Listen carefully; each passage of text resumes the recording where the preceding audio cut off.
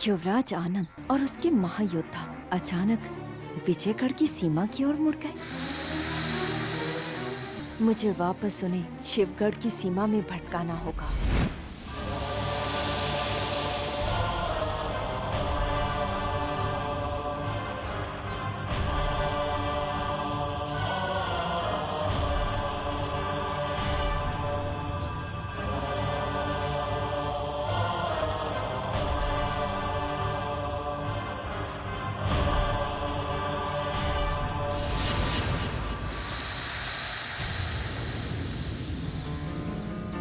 जाने कितने समय के पश्चात इस जंगल में कोई मनुष्य दिखाई दिया है तेज सिंह।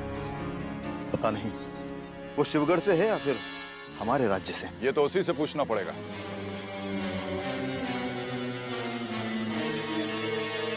हैरो युक्ति,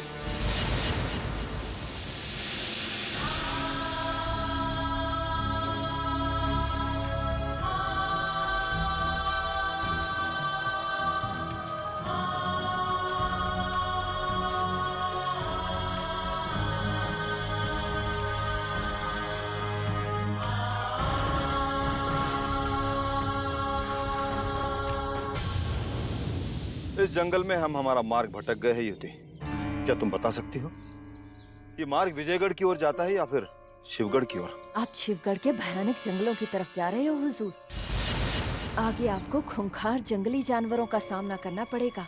फिर आप क्यों इस निर्जन जंगल की तरफ जा रहे हो? हमने इतना समय उस दिशा की ओर भटकने में समाप्त कर दिया जिस दिशा में हमारे महायोद्धा गए भी नहीं होंगे।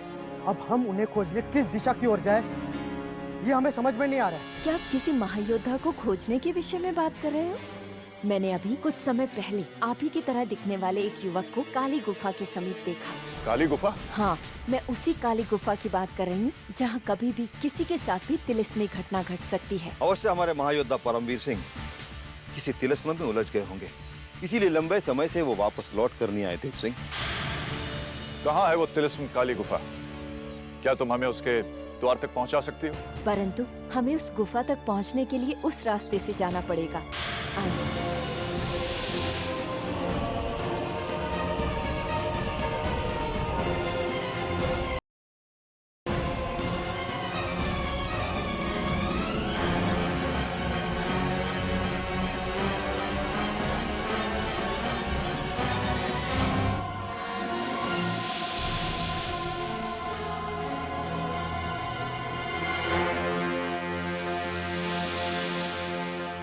ये है वो काली गुफा जहाँ मैंने उस युवक को देखा था। भैरव सिंह और तारा सिंह, तुम लोग महायोद्धाओं को ढूंढने के लिए उस दिशा में जाओ। जो आज्ञा तेज सिंह जी। जी तेज सिंह जी। चलो तारा सिंह। हम उस गुफा की दिशा में चलते हैं। चलिए।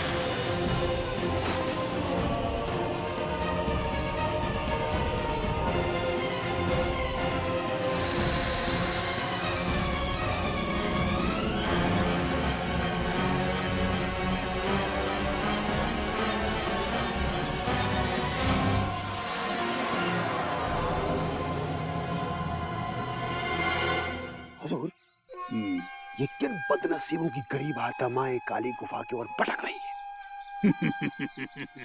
अहमद और नाजिम, हमें भी कुछ कुछ ऐसा ही लगता है कि इन दोनों आत्माओं को हमने पहले भी कहीं देखा है। हुजूर, ये आत्मा नहीं है, ये तो युवराज आनंद सिंह के दोनों अय्यार भैरव सिंह और तारा सिंह हैं। हुजूर, समझ में नहीं आ रहा है ये दोनों किसे खोजते फिर रहे हैं? हमें क्या पता किसे ढूंढ रहे हैं। हम तो केवल इतना जानते हैं कि हमारी बाज जैसी देखने वाली दृष्टि केवल और केवल युवराज आनंद और उसके अंग रक्षकों को ढूंढ रही है, जिसे हमारी परम शिष्या कोमलिका अपने साथ लिए हमारी प्रतीक्षा कर रही है। हुजूर, अब आपका युवराज आनंद तक पहुंचना पल भर दूर रह गया। लेकिन हुजूर, आप इन वक्त के मारों का, बेसहारों का, बेचारों का क्या करेंगे जो कौवे की तरह इधर उधर चुनारगढ़ के शूरवीरों को ढूंढ रहे हैं? हुजूर, अगर आपका हुक्म हो तो इन दोनों का गला काटकर जहन्नुम के जलालत में फेंकाऊं, क्योंकि इन दोनों ने आप जैसे शूरवीर को कैदी बनाकर मेरा ही नहीं अहमद का भी अपमान किया है। दीजिए अपना एक खाता हुजूर, दीजिए। ठहरो नाजिम, ठहरो। ये हमारे अस्त्र केवल हमारे व्यक्तिगत प्रयोग के लिए हैं, कोई और इनका प्रयोग नहीं कर सकता है। वैसे भी हम इन्हें मृत्यु दंड देने वाले नहीं हैं, क्योंकि ये दोनों बालक महायोद्धा क्रूर सिंह की समानता नहीं कर सकते हैं। तो हुजूर इन्हें बुत बना के खड़ा कर दूं?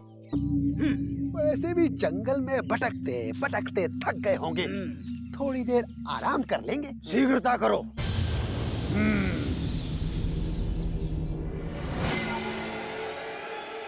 ओम क्रूराय नमः।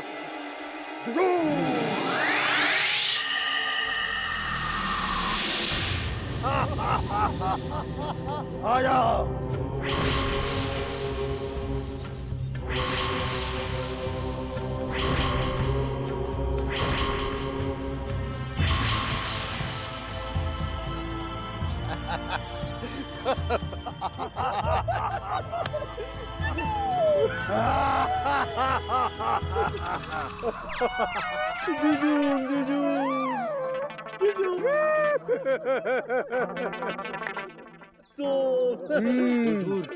ये दोनों तो हमारे रास्ते से हट गए।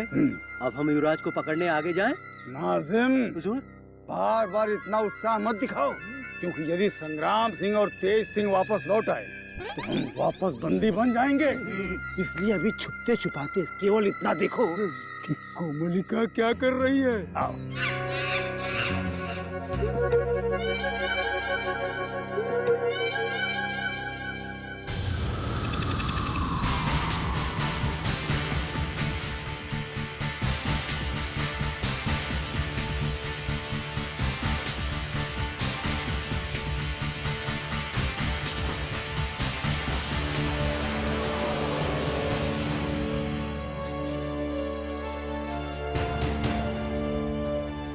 ठहरो।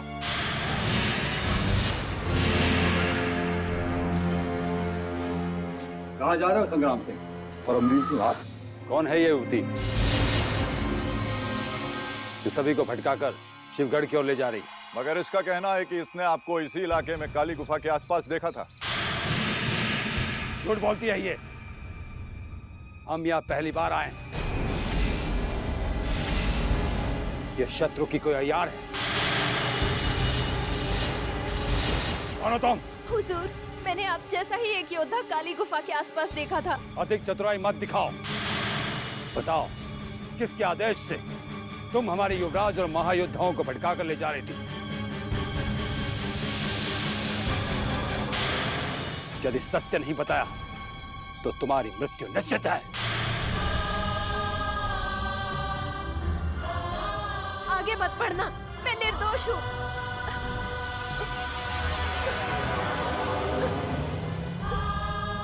ये बहुत चतुर है परमवीर सिंह जी। कहीं भैरव सिंह और तारा सिंह दोनों तो नहीं भटक गए? वो आपको खोजने गए थे, किंतु अब तक लौट कर नहीं आए। अवश्य उन्हें भी इसी ने भटका दिया है। सैनिकों, पकड़ो इसे और इसे इसी तरफ चलो जहां पर तारा सिंह और भैरव सिंह गए। चलिए।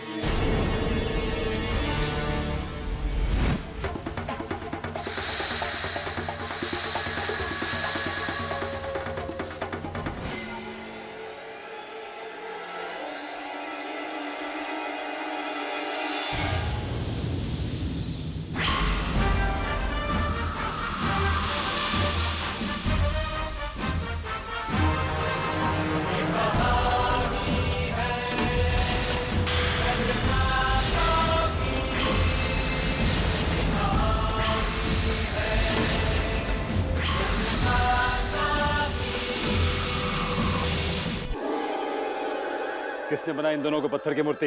बोलो। मैंने कुछ नहीं किया। अहमद नाजिम, ऐसा लगता है कोमलिका फंसने वाली है।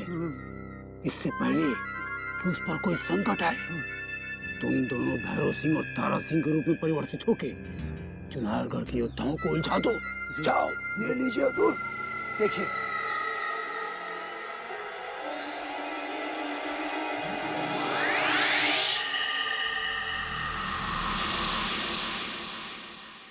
इसे तब तक याद न देते रहो जब तक ये सत्य नहीं बताती। परमवीर सिंह जी, संग्राम सिंह जी, देव सिंह जी, अभिमन्यु जी वहां शत्रु से अकेले ही लड़ रहे हैं।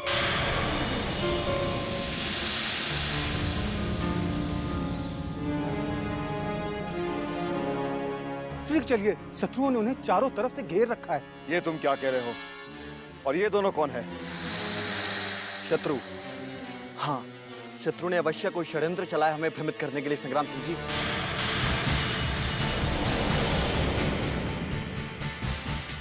अब शीघ्र चलिए, अन्यथा अभिमन्यु जी के प्राण संकट में पड़ सकते हैं। तुम दोनों युवराज आनंद का ध्यान रखो और इस युवती पर दृष्टि जमाए रखो। जो आज्ञा जी। हम संग्राम सिंह और तेज सिंह को लेकर महायोद्धा अभिमन्यु को सहायता देने जा रहे हैं। जी जी। चलो सैनिकों। जी।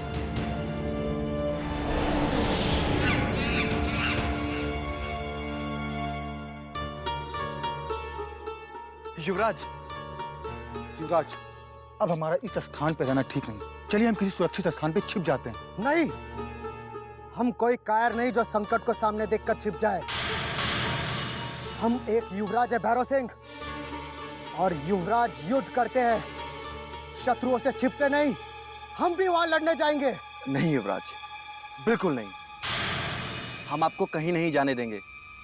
अब आप शीघ्र चलिए, अन्यथा शत्रु आपको कभी भी आकर क्षति पहुंचा सकता है। चलिए युवराज, चलिए। शीघ्र करिए युवराज, शीघ्र। चलो युवती। युवराज।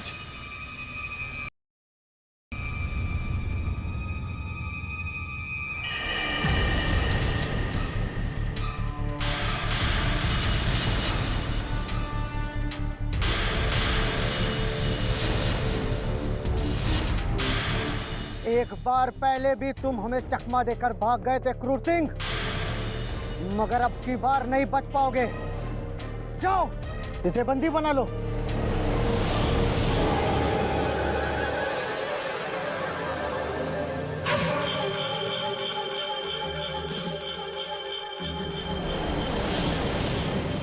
यदि हमारी आज्ञा का तत्काल पालन नहीं किया गया तो तुम दोनों को दंड मिलेगा।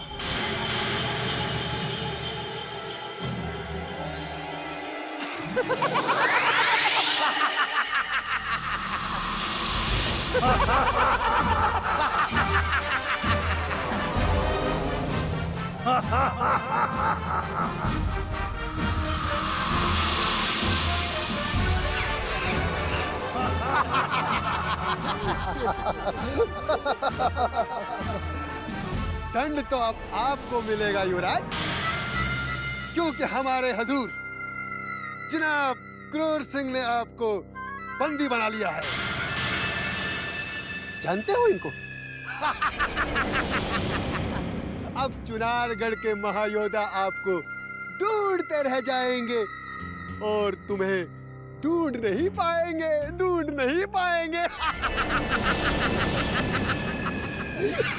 चुनारगढ़ के युवराज आनंद सिंह, अब तुम महायोद्धा क्रूर सिंह के बंदी हो। बंदी बना लो इसे।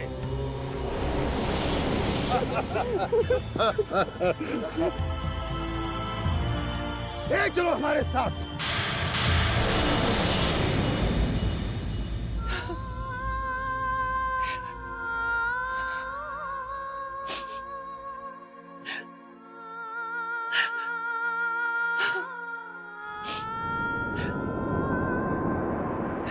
आपने मुझे बुलाया महारानी जी?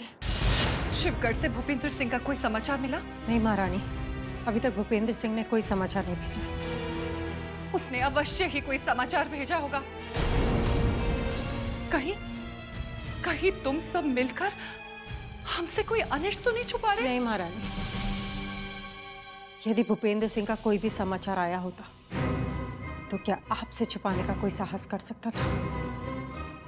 आप धैर्य से प्रतीक्षा कीजिए।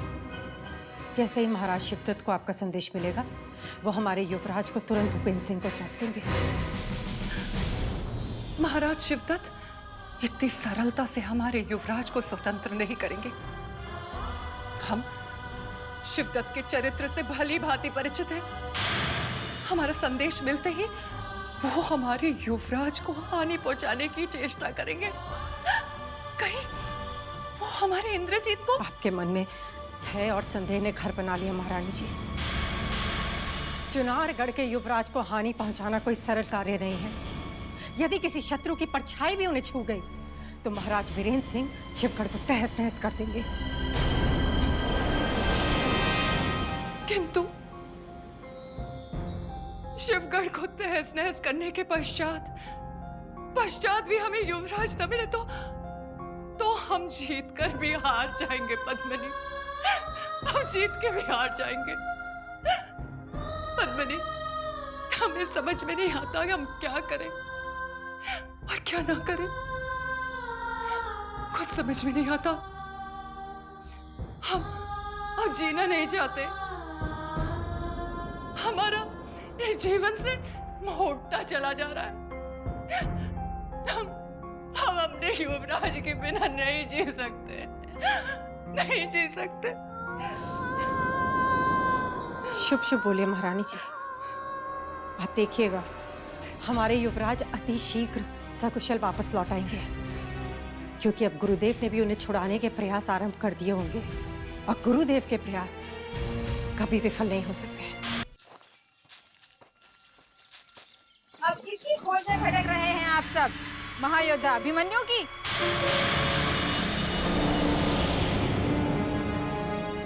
ठीक कहा तुमने।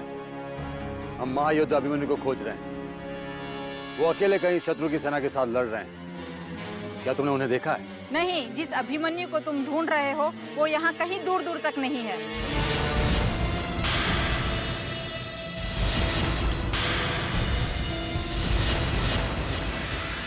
परंतु तारा सिंह और भैरव सिंह ने तो कहा कि महायोद्धा अभिमन्यु इसी दिशा में गए हैं। उन्हें भैरव सिंह और तारा सिंह समझना तुम्हारा भ्रम था। वो दोनों कोई और थे। नहीं, हमें नहीं लगता ये सच है। तुम भी हमें भ्रमित करने का प्रयास कर रही हो। यदि मैं भ्रमित करना चाहती तो तुम इस मायावी जंगल की भूल भुलाए में न जाने कहाँ खो जाते। तुम्हारे साथ बहुत बड़ा छल हो चुका है, क्योंकि तुम्हारे दूसरे युवराज आनंद सिंह भी तुमसे बिछड़ चुके हैं।